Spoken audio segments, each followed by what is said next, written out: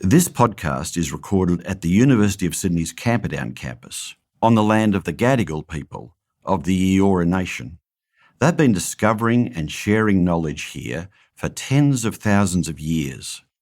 I pay my respects to elders past and present, and extend that respect to all Aboriginal and Torres Strait Islander people.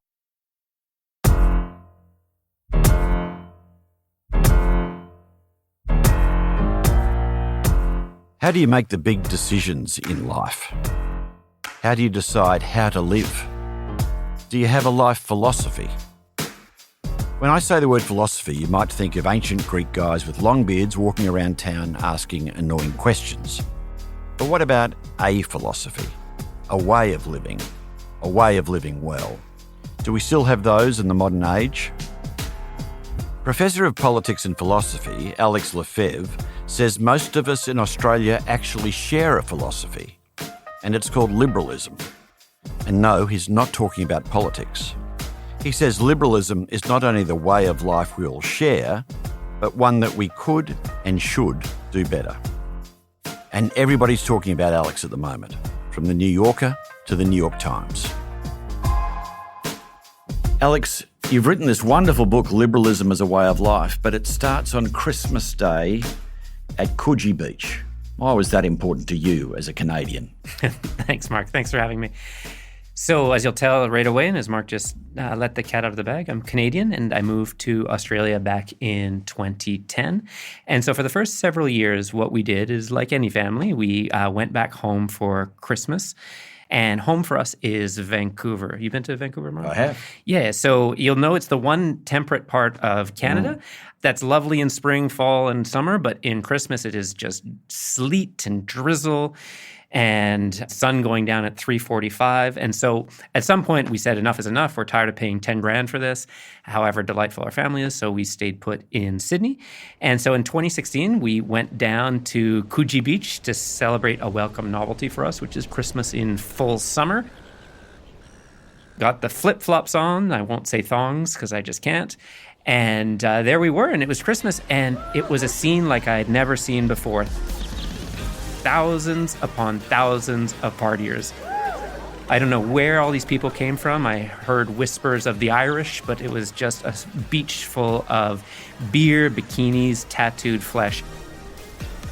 And the first thought that came to my mind when I saw this was that Sydney was the most godless place I had ever lived in. Sin City of the South. Yeah, it's a Sin City, but I didn't mean so much. So don't get me wrong. When in Rome, I had fun. we went for a paddle. I had a drink. It was great.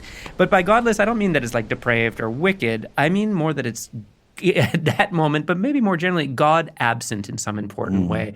That for a lot of people in this world of mine, this world of ours, depending on where you're listening, religion, God, the transcendent is no longer a central point of reference in our capital V values, but just in how we orient ourselves to the world. So this kind of shock, this culture shock of Aussie Christmas for me raised a very fundamental question, which is that where do we get our values from? And for religious people, which I'm sure were there at the beach too, but for religious people, that question is a piece of cake. They would just point to their religious text, to their church, to some sort of community, and that answers it for them. That gives them their moral center and compass. But the class or number of people who are non-religious in our society are the fastest growing demographic of religious affiliation or non-affiliation in this case. And so in Australia, we clock at around 40%. United States a bit lower, 30%. Over in godless New Zealand, it's 60%. And here's a whole bunch of people that don't have religion as their central reference point. And so I asked myself, where do these people get not just their values from, but their sensibility, what my 15-year-old now would call their vibe. And the gamut of this book is that the thing that people should point to is liberalism. Liberalism as a broad set of commitments that includes things like freedom, fairness, tolerance, reciprocity, a certain sense of irony and play, and that I think that is what makes up who a lot of people are nowadays. One of the central ideas of this book is that we're liberal. We just don't know that we're liberal. Why don't we know that liberalism is informing our values? I think you're right to point to that very odd predicament. I mean, you ask anyone, any place in the world, in all time, I know I'm making some pretty big claims here about where they get their values from, and people just nominate something. It's just very difficult for people who are unchurched nowadays to do it. And I've pestered a lot of my friends, my poor students who are a captive audience, and I ask them, where do you guys get your values from? And their answer is always invariably something hyper-local. It's like my friends, my family, my experience, and all that's fine, and it's absolutely correct. But all of this stuff is shaped within wider frameworks of meaning and of value, and they just don't have the word for it. So that's what I'm trying to nominate. It's like as if we went back to the 19th century and everyone is Christian, but they've forgotten the word Christianity. And I feel that it's not that we've forgotten the word liberalism, but that we don't quite nominate that as the thing that might be the right answer for something very deep about who we are. And the main reason I think that we do that is because, this is a very complicated and interesting history, but liberalism today is understood as primarily a political kind of thing, a legal kind of thing, something to do with institutions, courts, rule of law, stuff that's super important, but in a sense a little bit remote from the everyday and from the deepest kind of existential stuff that we are talking about right now. And so to say, hey, Mark, or hey, whoever, liberalism might be the source of your values, that seems to a lot of people to be like a category error. Like it's like I'm nominating the wrong kind of thing. Like, what do you want for dinner tonight? And someone says tennis rackets. Like it doesn't make sense as the right kind of thing. Well, even more in an Australian context, the Liberals are, the conservative side of politics. In America, they're the non-conservative side of politics. To what extent does all that political branding and almost different meaning in different contexts politically make it hard for you to adopt it as the all-encompassing brand for the values that you think we hold? The word liberal and liberalism is definitely a minefield. It's just that depending on what country, it'll blow up some different part of you in important respects. So you go to the States and people will indict you as a do-gooding, tax and spend, kind of irresponsible. And if you go to France, it means you're just a cold-blooded individualist. Here in Australia, it's center-right. So yeah, it does have a kind of brand problem and a kind of fluidity problem in that it means everything to everyone. But the heart of this thing, they call this thing called liberalism, I would nominate 3 main values, and those would be, for me, a defense of personal freedom, the idea that people are entitled and right to live as they see fit, providing it doesn't impose the ability on others to do the same. I would also see another key liberal commitment in the idea of fairness and of generosity. I can come back to that ideal later because it's very, very important to me, and historically it's crucial to understanding liberalism. And last is reciprocity, an idea that you matter no more than me and I matter no more than you. And that becomes the basis of the social contract that we navigate. And my sense is that what those are of course institutionalized in political norms and institutions from everywhere we look, whether that's courts or taxation or whatever. But my gambit in the book is that those ideals have gone viral, as it were. They've entered the cultural bloodstream of everything nowadays, such that whenever we turn on Netflix, YouTube, go on a dating app, the way we raise our kids, the HR code at this university, it's all liberal through and through. Those values are just being articulated and adapted as needed for purpose, but that we just swim in my metaphor for this book is that we're in liberal waters. And that's what I believe. We marinate, we saturate in them. One of the interesting things in your book is how recent liberalism is. It kind of shocked me. If you think of these religious traditions, it's come to us through millennia. Liberalism, you say, is 200 years old. How did something so recent come to be so deeply embedded? So there's a distinction here that's important. So people started calling themselves liberal in the political sense that you and I are just talking about right now. In the 1800s, it started in Spain in resistance to Napoleon, and then it basically spread wherever Napoleon went in the 19th century. But the word liberal, of course, is much, much older than that. It's a Latin word, and it was core to Roman civilization and to all the different moral and religious dispensations that came afterwards. So originally in Rome, that word liberal meant an ethical ideal, and it meant to be someone who is free, but also someone who is generous and who is ready and willing to give their time, their money, perhaps even their life, to something bigger and broader than themselves. And then that ideal of being free and generous, liberal, And that's, by the way, of course, something baked into the word today. When I ask, for example, for a liberal serving of soup, I'm not asking for a politically progressive soup. I'm asking for a big old portion of soup, so that idea of abundance and muchness continues to be embedded in the word. And what happens in the 19th century is that it gets reinvented. And all of these genius thinkers, these big names that today are still read, and I still teach if you come down to my course on Introduction to Political Philosophy, people like John Stuart Mill or Alexis de Tocqueville, or George Eliot, or Germaine de Stael. All of these people tried to renew this ideal of what it meant to be free and generous in the world as a political project and also an ethical one.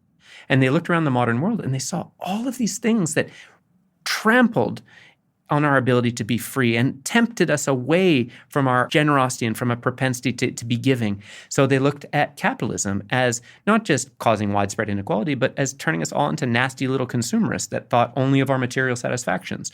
Or they worried about democracy and the lowering of taste and discernment down to the lowest common denominator, a kind of fear of the algorithm before algorithms. And so they were all freaked out about this problem that the modern world besieges us left and right with all of these temptations not to be free and not to be generous. And they did their best to invent a doctrine that would be able to protect us and preserve those qualities in us. And what I'm trying to do in the book, in a lot of respect, is revive, not in 19th century terms, but revive that crucial moral, ethical, psychological intuition that we need to be at once free and generous, and that liberalism and the liberal tradition has all of these resources that can help get us there. You're using some, classics of philosophy and literature to teach this to your students. But in your book, you take some more contemporary examples as well. You talk about, parks and recreation, and you identify Leslie Knope, the centre figure of the Parks and Rec comedy series, a local government officer in Middle America, as an embodiment of liberalism. What do we learn about liberalism through her and through other examples of popular culture? So that's right. So she is the goat of liberalism for me. So if Christianity has Jesus and if the ancient world has Achilles, really, and I'm not being cheeky here, I do think Leslie, this sounds heretical and offensive. I'm not trying to be that. I think that she lives up and embodies a certain liberal ideal as much as anyone. Of course, it's in a silly, joyful kind of medium. But what is it about that character that to you says embodies the values that you think permeate culture? It's easy to give an embodiment of the easiest aspects of liberalism, and that's the free individual. What Leslie Knope embodies is the fullest realization of the generous impulses of liberalism. So she's in this little town in Indiana that's ranking its motto is first in friendship, fourth in obesity. And her whole thing is about trying to rescue this town from its own worst impulses, because its citizens are always ready to trade whatever park or public good or common space for the next McDonald's or the next donut shop or whatever. Well, the Planning Commission has a week to decide if they want a beautiful, innovative community park or a bunch of greasy lard bombs. I'm not editorializing. Paunchburger's #1 selling burger is the greasy lard bomb. And she's always trying to invest in the place and trying to lead and by coalition building in the kind of funniest ways and to try to bring this town to realize what it might be. So there's a real kind of love of locality there. There's also a certain spirit of adventure and of equality that permeates her individual life. So I take from her one of the great statements of liberal romance, which is that her and her love interest finally declare their vows and they say to each other, "You're all I need. I love you and I like you." I love you and I like you. I love you, which would be common in any culture. And then the man, importantly, adds this. He says, "And I like you." And Leslie reciprocates and says the same. And that ideal of loving and liking, I think, evokes a whole kind of notion of the spirit of friendship and of equality that isn't just kind of a civic relationship that we have as citizens, but has gone all the way down into how we negotiate dishes and who's cooking what, into how we're going to raise our kids. And so what I guess I'm trying to say with Leslie Knope is that she's just as serious as anything else, and she embodies the liberal values in a full three-dimensional person that I think few others compare to. Your book is partly an effort to explain liberalism, but more importantly, it's a call to defend the liberal way of life. Why do you think liberals need to defend themselves? Liberals, I think, are truly terrible at defending themselves, and I don't think they give a full enough commitment, a full-throated commitment to who they are and what they do.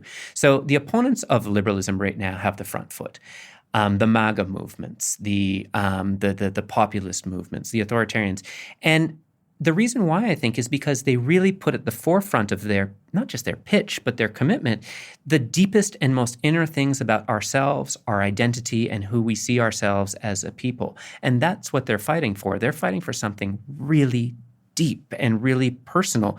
It's make America great again. It's to make a particular conception of America and Americanness great again. And say what you like about what that motto, if it's good or bad, it is immediately authentic in an important way for a whole bunch of people. It clicks with them. And I think that when liberals talk up liberalism, they're always talking about institutions. And institutions are crucial and important. And we need rule of law, for God's sake, for sure.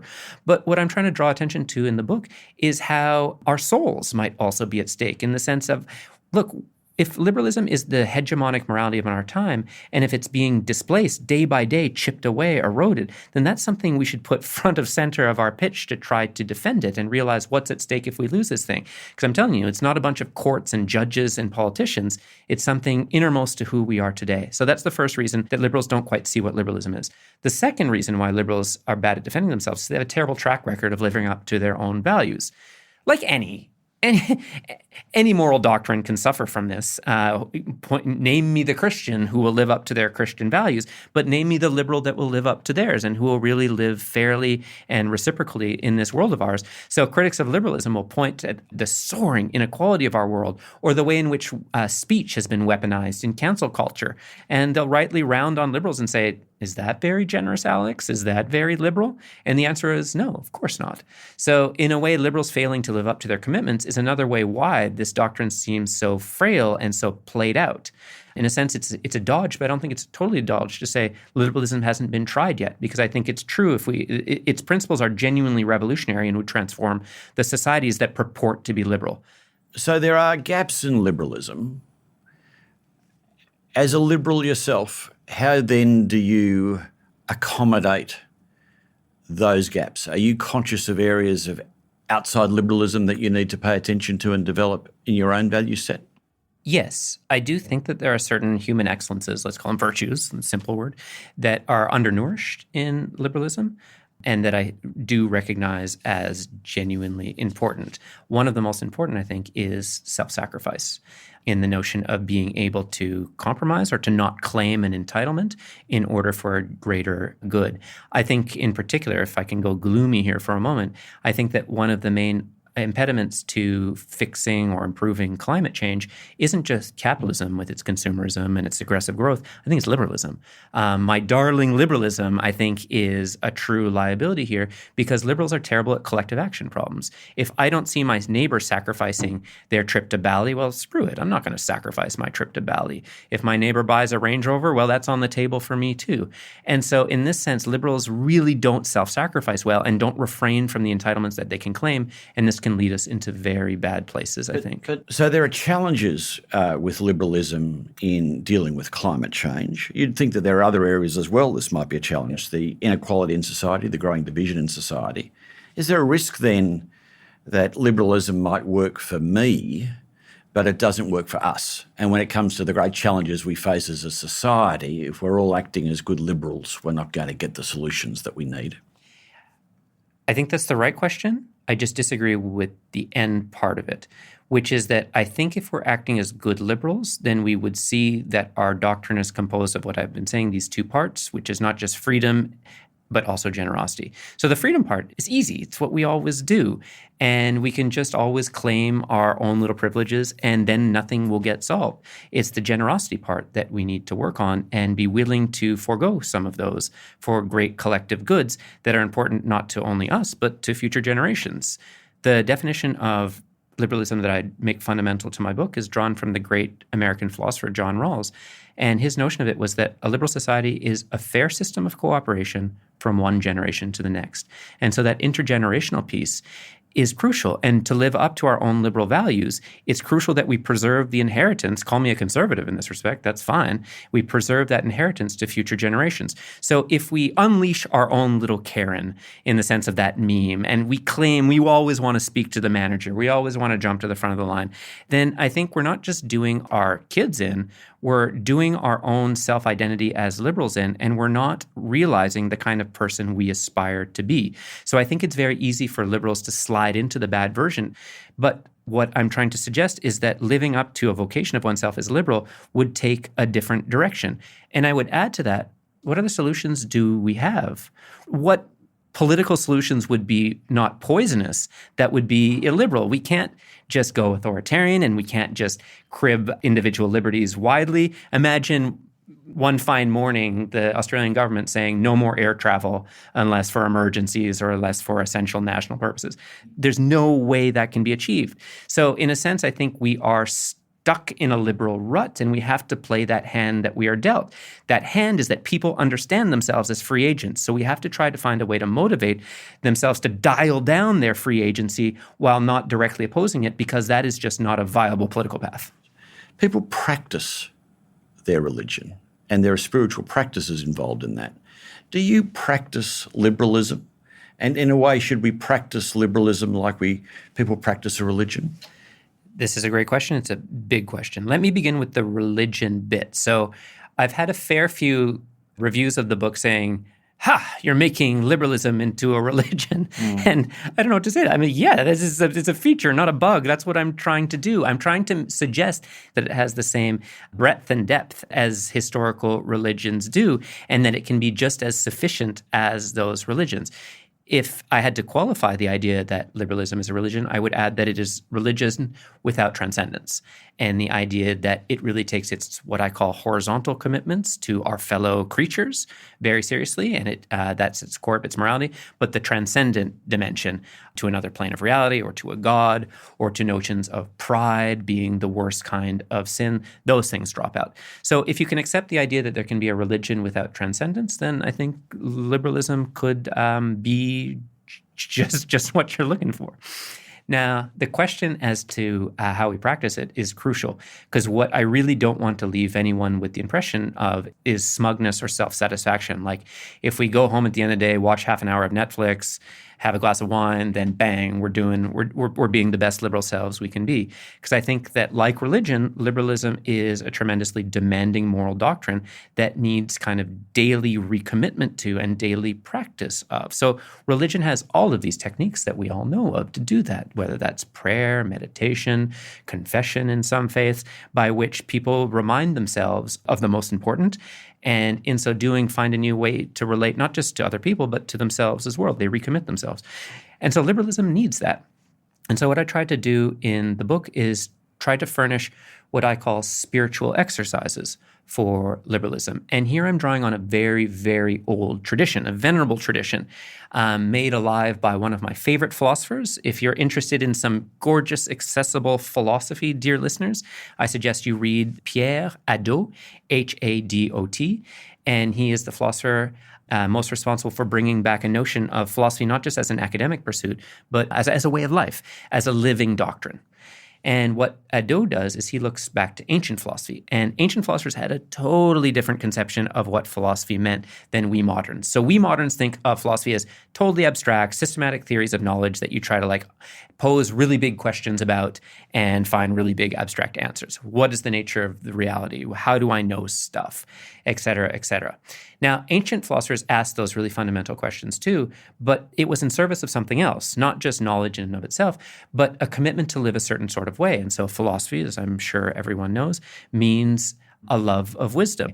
And what philosophers did in the olden days, very olden days, is they invented all kinds of practices by which individuals could commit themselves. So one of my favorites was Marcus Aurelius. So Marcus Aurelius was the great Roman emperor. He was a Stoic, but he was just a guy. He was a guy that had to live in this world full of human foibles that he suffered from as well. And Marcus Aurelius's main problem, his main character flaw, if you like to put it that way, was his temper. He would he would lose his shit all the time. So every morning what he did is he started a diary and he wrote in it all of the nuisances and all of this annoying petitioners who would come and just basically prep himself. Okay, I got to deal with Marcus later today, and then Lucius, and then whoever else in his calendar. And he's like, expect this, so that when the predictable, annoying requests would come to him, he wouldn't lose his cool. That is a spiritual exercise, a way in which he could retain his commitment to wisdom, even amidst all the challenges life poses at us.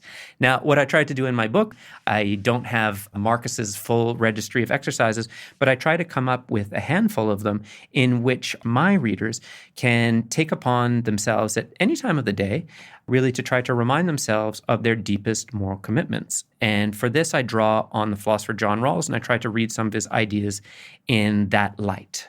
And so give us an example of that. What's a spiritual exercise that we can do? So the most famous idea from Rawls's whole philosophy, if you've studied him for even 2 minutes, you've heard of this word, and it's what Rawls calls the original position. And the original position is what philosophers call a thought experiment.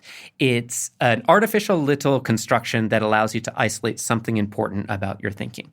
Now, that's one way to read it. But what I want to suggest, and we can do it in a moment, this notion of this original position isn't merely like a hobby horse toy for philosophers to play with. It's something for Rawls's readers to really remind themselves of what's important and of who they are.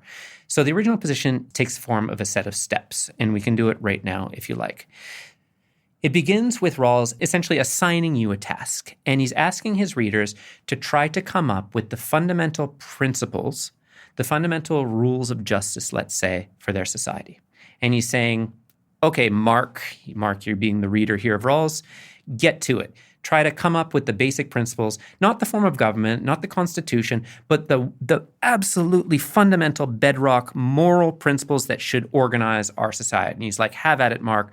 Hammer those out for me. Get back to me in 15 minutes. What do you have? So Mark, or any human with the same weaknesses that we all do, would go away from his teacher Rawls and would write down a list that, knowingly or not, would probably favor persons like himself. They would sort of skew the principles of justice quietly in his favor. So Rawls says, okay, good first try. Now let's do this again. And here's the second step. Do that same exercise again, but pretend that you know absolutely nothing about yourself. And Rawls has a word for this. Pretend you are behind the quote-unquote veil of ignorance. So Mark, I'm looking at you. You don't know that you're white. You don't know that you're myopic. You don't know that you're religious, non-religious. You don't know your class. You don't know your conception of the good. You don't know if you have kids, a wife, a husband, a whatever. You don't know anything. Now, Mark, and the word here fails. Now, guy in front of me. Now, person, because the proper name is gone. Try again. And what Rawls reckons you would do is try to write out a list of principles that would broadly favor equality, in the sense that if you don't know who you are, well, you don't want to design a system of rules that would put you in a really disadvantaged position if the veil were lifted and, you're not in the privileged group. So the Rawlsian exercise is to remind us that the contingency of who we are, this artificial stuff of me being whatever I am, we should put that to the side. And we really do deep down believe we should put that to the side when we try to orient our fundamental commitments to morality. And you can do this exercise anytime you like. You can do it when you're doing your taxes, for example. You can ask, do I really need to claim this deduction? Is that really cool if I claim this semi-fictional book, Alex, as a work entitlement? And the answer there would be no. That's not the kind of moral principle I can affirm. I can ask some bigger stuff too. Is it consistent, Alex, for you to support a school system here in which there's public schools, private schools, and selective schools, and in which the very talented kids go to one school, the very rich kids go to another school, and the kids who are neither of those things go to another school? And the answer is no, I can't. But because I'm Alex, and because I inhabit my Alexness, and I have a daughter who's 15, I slip and I fail and I send her to that private school, and it's not good. Now, that's an example where I failed, but the original position has led me to many examples where I hope I've succeeded. And that's the idea that I believe Rawls was trying to lead his readers to. Well, there you go. A liberal spiritual exercise. Thanks, Alex. That's something we can try at home. I'm Mark Scott, Vice-Chancellor of the University of Sydney, and that's Alex Lefebvre, Professor of Politics and Philosophy here at the university.